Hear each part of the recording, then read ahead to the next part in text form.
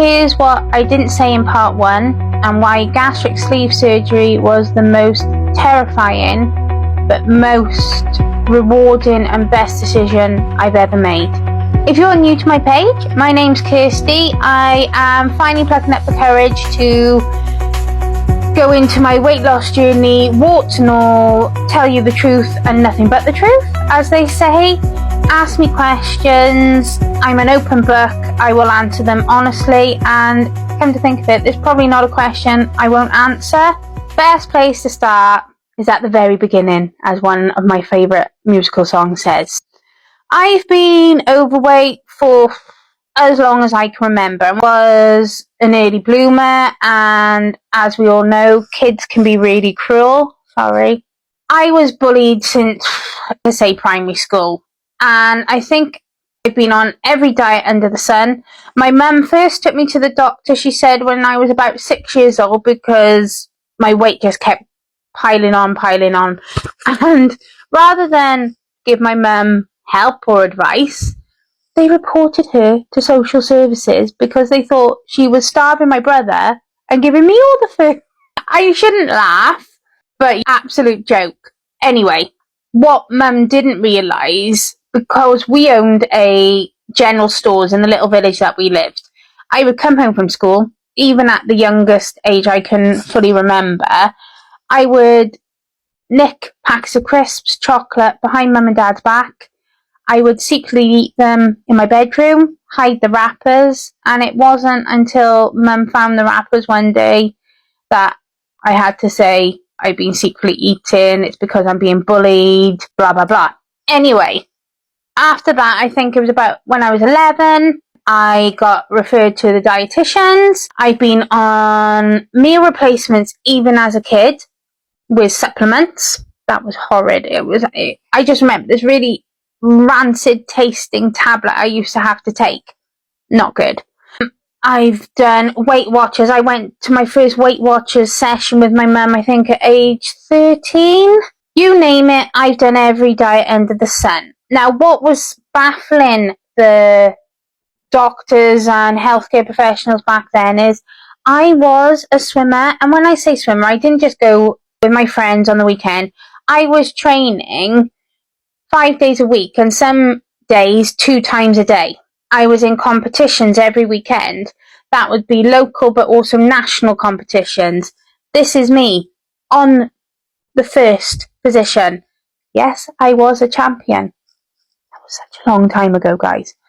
And the amount of bullying I had because I was a large girl kicking ass of all these skinny minis who could not beat me year on year out, that I would be bullied. I even had been physically bullied in the change room because they didn't like that a bigger girl was beating them.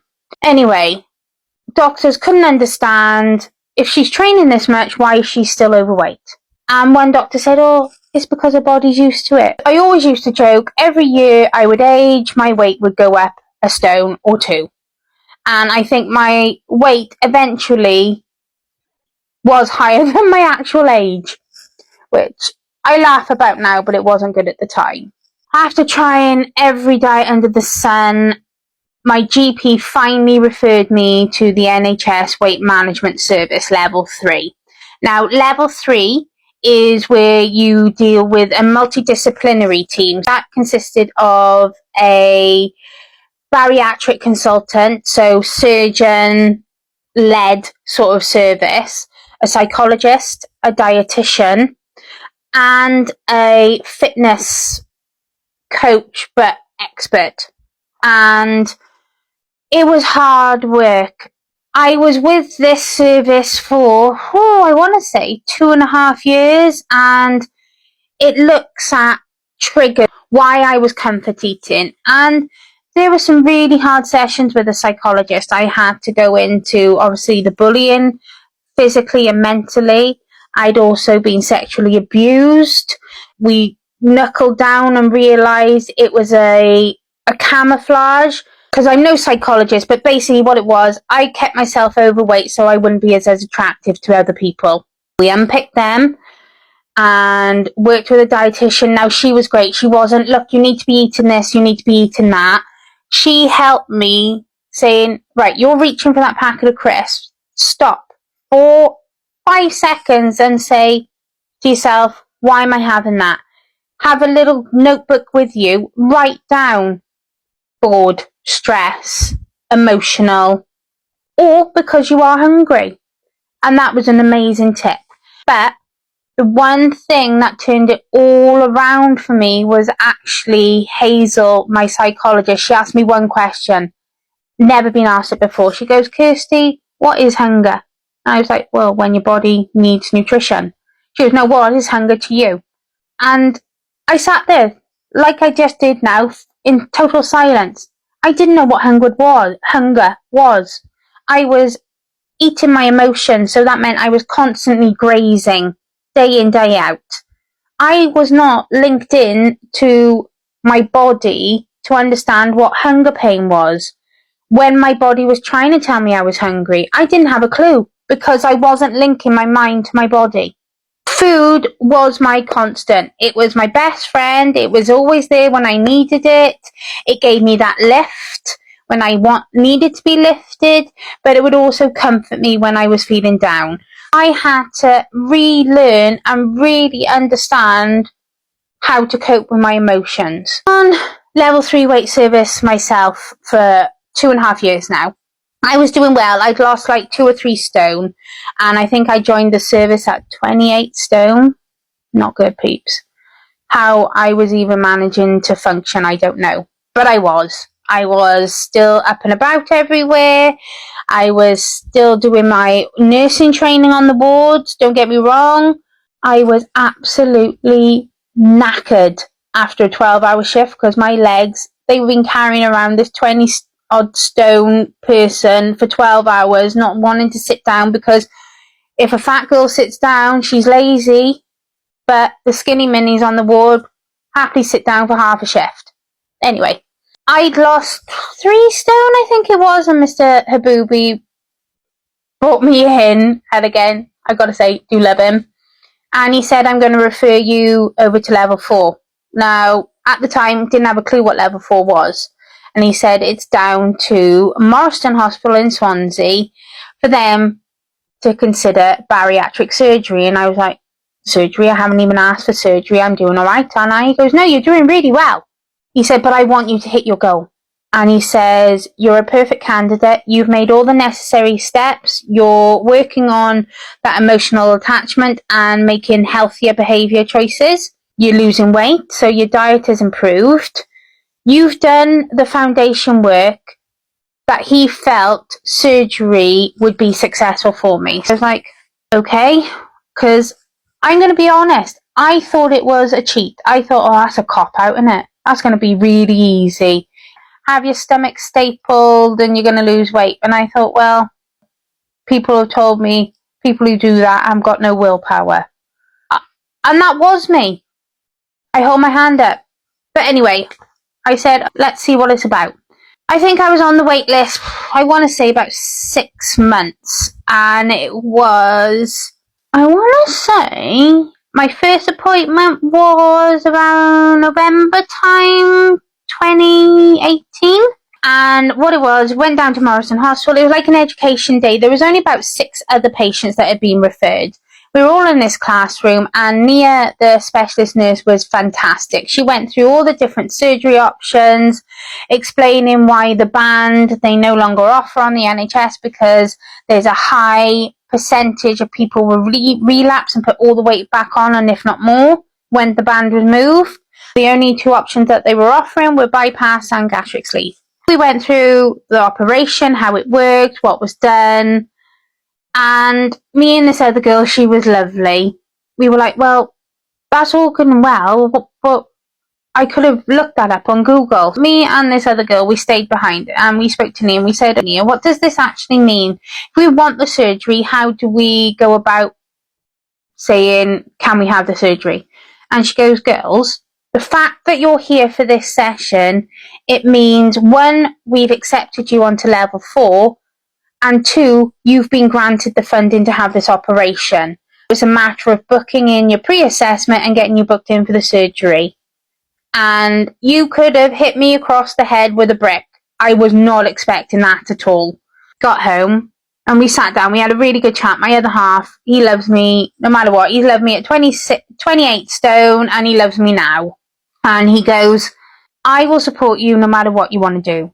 But what he did, and I thank him for being open and honest, because the winter before, with my asthma, I was admitted to a hospital, which felt like every winter. But this last time before I had my surgery, I was under critical care. Now, that's scary enough for the average Joe.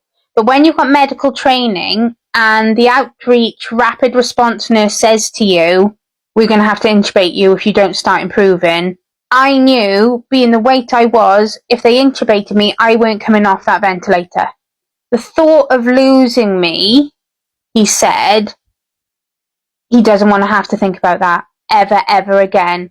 He didn't push for the surgery, he said, but I can understand why he wanted me to really consider the surgery, because he didn't want me to die. Because the way I was going, I was killing myself. The more weight I put on, my asthma got worse, but every time I went into hospital, my condition got worse. It was a vicious cycle. He said, but if you don't have it again, I will support you. Pros and cons, I decided to have it. I told a few close friends and family, and the backlash and negativity I had. Like I said in my first video, you don't need the surgery, you can do it, you've lost weight before, oh, that's such a cop-out curse, that's an easy way out. And to this day, some friends still don't talk to me. But that's a them issue, that's not my issue. But, as Di said, this is your decision, you need to make it, don't listen to anyone else.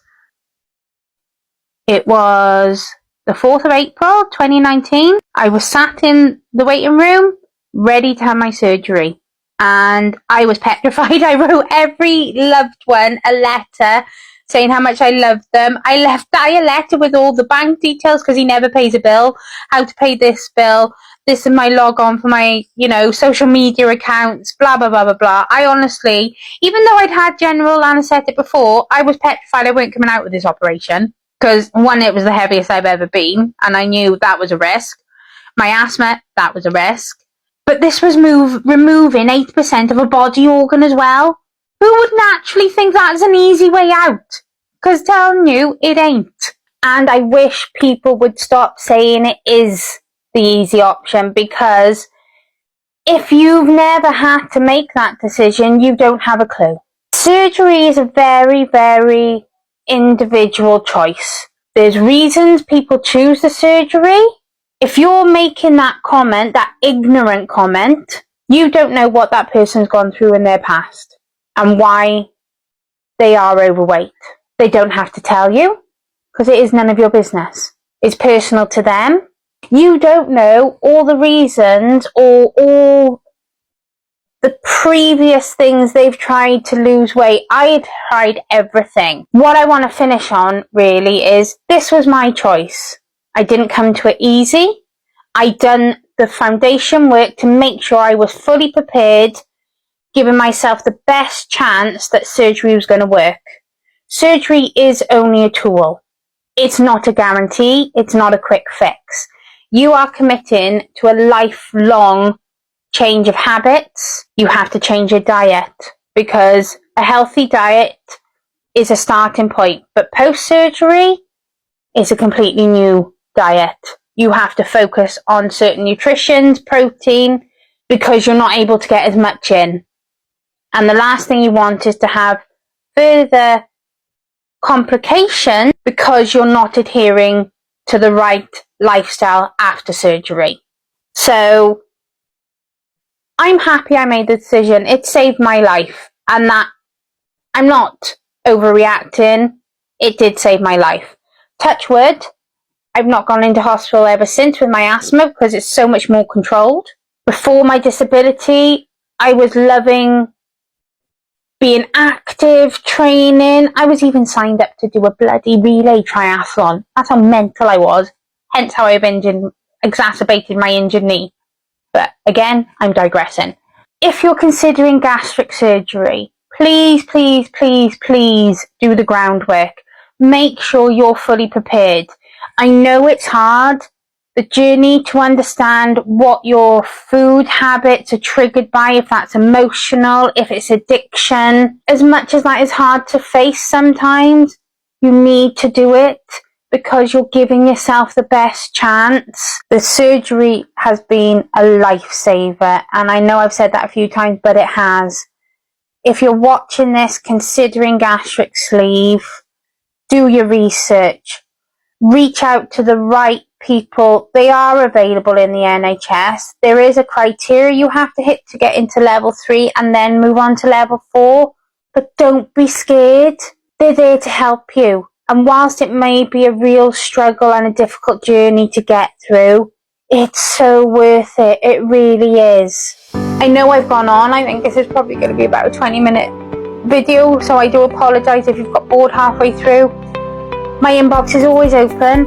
Please drop me a question or put a comment up and I will answer them.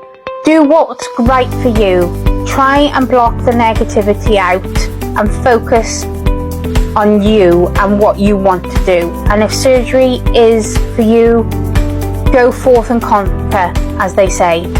But thank you all for obviously watching, and yeah, again, send me a comment, send me an inbox, ask me anything, and I will get back to you. I'm going to do more videos. One I want to do next is the things they don't tell you after surgery. But yeah, thanks again guys, and have a great day.